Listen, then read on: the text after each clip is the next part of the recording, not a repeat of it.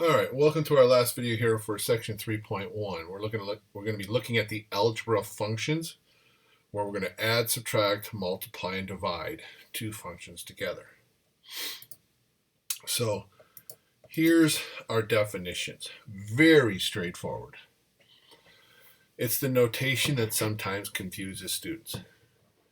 So the f and the g, these are our function names.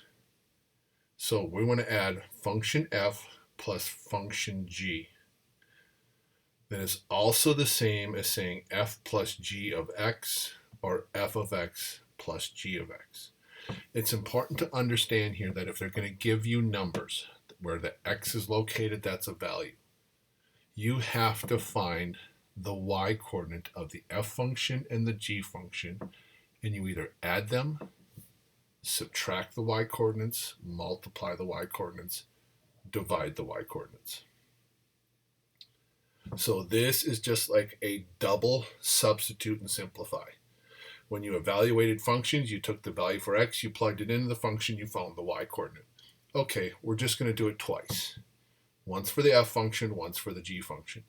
So these are our notations. We're going to add the y coordinates of the functions, subtract the y coordinates of the functions, multiply the y coordinates of our functions, or divide the y coordinates of our function.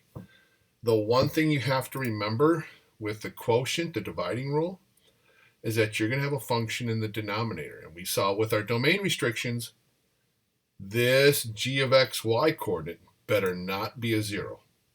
If it's 0, then it's undefined, and you have to put in a domain restriction for it. Say, oh, can't do this problem. Okay, so examples. There's my rule still at the top. Here's my two functions. F of x is equal to x squared plus 9. G of x is equal to 3x plus 5. Determine the following function. So A, f plus g of 2. Okay, so what does that really mean? That means we got to find f of 2 plus g of 2. Now, what I'm going to do here is I'm going to color code these things. Now, what you could do, you don't have colored pencils or colored pens, you could put bracket around the first function, excuse me, parentheses around the second function. So what we're going to do is we're going to take the 2 and we're going to substitute it into the x of the f function. So parentheses around the x being squared, put a 2 in it, inside the brackets for the first function, plus g of 2, we're going to take the 2, put it in for the x of the g function, so parentheses around that x, put the 2 in it, and then green brackets, or if you want to do extra parentheses here, and we are going to simplify each of these grouping symbols separately. So in other words, this adding or subtracting or multiplying or dividing in the middle doesn't happen until we know these two numbers. All right, so 2 squared, that's 4. 3 times 2, that's 6. So I can simplify that part. 4 plus 9, 13. 6 plus 5, 11. So finally, there's the y coordinate, 13, of the f function. So when x is 2 for the f function, the y coordinate's 13.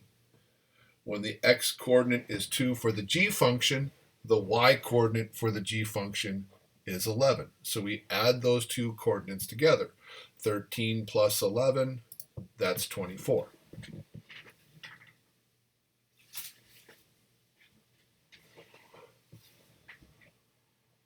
Part B, f minus g of 5. Same thing, but instead of plugging in 2's, we're going to plug in 5's. F of 5 minus g of 5. So 5 squared, 25. 3 times 5, 15. 25 plus 9, 34. 15 plus 5, 20. Now that you know the two y coordinates, now subtract them. 34 minus 20, 14. So f minus g of 5 is 14. If we look at multiplying and dividing, f times g of negative 2, that's going to be f of negative 2 times g of negative 2. Again, take out the x's, put in the negative 2's. Again, keep the brackets or parentheses around each one separately. Evaluate each one until you get the numbers and then multiply. Negative 2 squared is a positive 4. 3 times negative 2 is negative 6. 4 plus 9 is 13. Negative 6 plus 5 is negative 1. We found our two y coordinates. Now multiply them. 13 times negative 1, negative 13. If I had to do f of g of 1, okay, that's f of 1 divided by g of 1. What I would do here is do the bottom first. Mentally, take the 1, take it to the g function, whatever function's down there. 3 times 1 is 3, plus 5 is 8. Okay, it's an 8. It's not a 0. I have to complete the problem. If that was a 0, you're done. It's undefined. So we'll put 1 in the numerator for x. So 1 squared plus 9 over the 3 times 1 plus 5, which we already know is 8. 1 squared plus 9, that's 10. We already mentally found the 8. 10 over 8, we can reduce that to 5/4. There's our answer. Our next couple of examples here, now they don't give us a value. People actually think this is going to be more difficult. It's actually easier with the numbers. This is f of x plus g of x. This literally means you're going to add the two functions together, so you're just going to combine like terms. But when you get to subtraction, be careful. You have to do a distributive property of the negative. So here, again, f of x is in red, so x squared plus 9 plus 3x plus 5. Technically, you do not need the brackets here. I'm just keeping them there for good practice. Combine like terms. All right? The only thing I can combine together are the constants. 9 plus 5, 14. Otherwise, the x squared and the 3x are not like terms. They stay in my answer. When I get to a subtraction problem, now this put an asterisk by. This is one of the author's tricks. If you go back from A through E, take a moment, look back at those problems. You're going to notice F was first, G was second in all of them. And the author will do that, and all of a sudden, oops, now look. G is first minus F. It's amazing how many people will still put f of x minus g of x. This is really g of x minus f of x. Watch the lettering here. Okay? So 3x plus 5 goes in the first bracket minus second bracket x squared plus 9. Now the brackets are important to remind us to distribute the negative. So that's why I keep putting my brackets over here, because I don't want to forget them when I have a minus sign. So once I distribute that minus sign, we have minus x squared minus 9. We'll combine like terms. Again, only the constants can be combined together. So 5 minus 9 is a negative 4. Minus x squared plus the 3x minus the 4. That's the variable expression for my answer. Look at both of these statements. F plus g of x. There's no number. There's an x. So there has to be x terms in my answer. When there was a number there, I had a single value for an answer. G, f times g of x. All right, multiply the two functions together. Keep the brackets. X squared plus 9 times 3x plus 5. We're going to FOIL this. X squared times 3x, x squared times 5, 9x times 3x, 9 times 3x, and 9 times 5. So we have 3x cubed plus 5x squared plus 27x plus 45. There's no like terms, and that's our final answer. Man, my mouse is sensitive today. F divided by g of x. Now, here, we'll substitute the x squared plus 9 on the top, the 3x plus 5 on the bottom. As these two functions individually stand, both of these functions have all real numbers for their domain. But as soon as I put that 3x plus 5, that g of x in the denominator, now I have to worry about 3x plus 5 not being equal to 0. So we have to add a domain restriction to my answer. So think visually, 3x plus 5 not equal to 0. Subtract over the 5, divide over the 3. X cannot be equal to negative 5/3. So that is my answer. Now, in my math lab, they separate this answer into two parts. They'll ask first, what will be the domain restriction? There it is. And then what is f of x divided by g of x? And then you only have to type in the fraction. Now, I understand why the computer program is doing that. This is too much to grade, so they separated it into two answers. On the test, this is all one answer. I will not be asking for the domain restriction. You will have to notice it and identify it and put it in your answer. Okay? Hope you understand that. Example I just switched around the g and the f in my fraction. So now the 3x plus 5 is in the numerator. F of x in the denominator is x squared plus 9. And here again, we saw this once before. X squared plus 9 will never be equal to 0. The smallest possible x squared value I can have plugging in my x coordinates is a 0. All my negative squared will be positive. All my positive numbers squared will be positive. 0 squared is 0. And I'm adding a positive to it.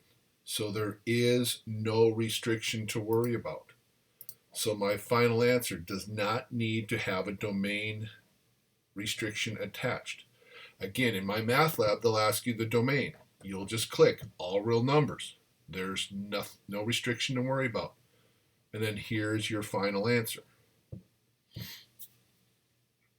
So it's important to understand as we're starting to go through this that you're going to notice that my functions are what we call polynomial functions. They're x's raised to positive integers. Those will always be all real numbers. When we run into problems, fractions and even roots, that's when we got to worry about restrictions. Next, speaking of fractions, here we have two fractional functions. J of x is 1 over x plus 2, k of x is x over x minus 1. Notice they did not supply you the domain restriction. You must find it yourself. Okay, so my first function here, x plus 2 can't be equal to 0. All right, that means x can't be equal to a negative 2. Make a note. Here x minus 1 can't be equal to 0. Set it not equal to 0, add over the 1. Okay, x can't be a positive 1. So now if I do any adding, subtracting, multiplying, or dividing, these domain restrictions must be in your answer, no matter what. Has to happen. All right? So if I add these two functions, j of x plus k of x, I'm just going to add two fractions together. Notice the spacing here. Space this out. Notice my denominators are not the same. I'm going to have common denominators, so I'm going to have to multiply things to the top and the bottom of both fraction. That's why I have that extra room there. So my least common denominator is just to multiply these two together. So I need to multiply x minus 1, the denominator of the second fraction, to the top and the bottom of the first fraction. Remember, that's just a value of 1, what's in blue. And then over here to the second fraction, I'm going to multiply x plus 2, top and bottom. So I multiply my two denominators together to find the LCD, and then you take the other denominator and multiply it to the other numerator. So common denominator, least common denominator is x plus 2 times x minus 1. On the top, 1 times x minus 1 is just the x minus 1. X times x plus 2 is going to be x squared plus 2x. Combine like terms on the top, so I can only combine the x with the 2x to make that a 3x. What in the world just happened here? What on earth? Okay, that was truly weird. Apologize for that.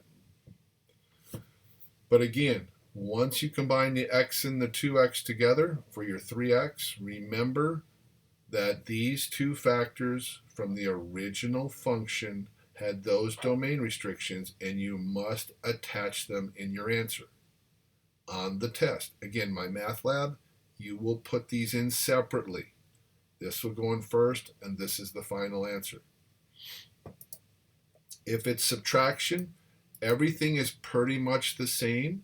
You've got to find least common denominators, but now you're going to have to remember that that minus sign, when we distribute the x, we're really going to be distributing a negative x.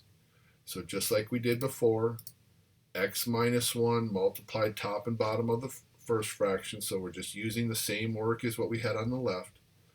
X plus 2 multiplied top and bottom. But now you distribute that negative x into that binomial to get a negative x squared and a minus 2x. Will combine like terms on the top. That's what CLT stands for. And we get negative x squared. X minus 2x is minus x, minus the 1. And again, notice the domain restrictions are still in your answer.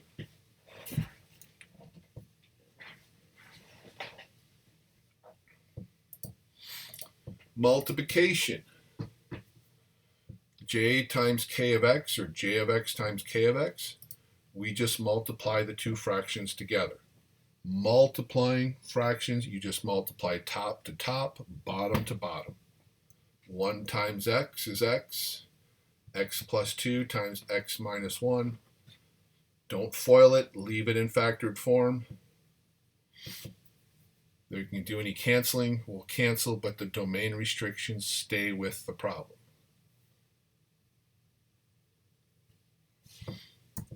Division, very careful, slow down. There is a trick, it's going to be on the test. I will probably put this on the test. Here's where this gets ugly.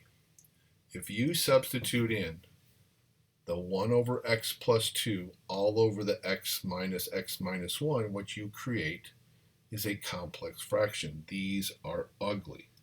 So when you work with functions that are fractions, change the fraction bar to the division symbol. And then all of a sudden, oh, that's right. We don't divide by fractions. We multiply by its reciprocal. All right, but again, remember my two denominators here, x plus 2 and x minus 1. They're part of my answer. But remember, since I'm dividing by x over x minus 1, and I'm going to change that to times x minus 1 over x, notice that I created a new denominator of x. And as I multiply those across, 1 times the x minus 1 is x minus 1 on the top, but now there's a new factor in the denominator, that x right there, times the x plus 2. So this x cannot be equal to 0, and notice that now my domain restriction has an extra factor in it, an extra value, 0. Now, I know what you're thinking. Well, since x minus 1 is no longer in the denominator, it's in the numerator, why can't I throw that out of the domain restriction? Well, remember, it's going to stay in your answer because it started originally up here, so it has to be in your answer, even though the x minus 1 transferred to the top. Another way to look at it is go back to the complex fraction. If you look really closely, there's not two denominators. There's three denominators. The x plus 2 gives me the x can't equal negative 2. The x minus 1 gives me the x can't equal 1. And that's the two individual fraction bars. But then you got the overall fraction. And that's everything here, which means now this numerator, x, can't be equal to 0. 0 and 0 here, 0 over negative 1, is a value of 0. So I have three denominators here, two individuals and the one overall big one. So that's why you have three fractions here. Okay? And that finishes up 3.1.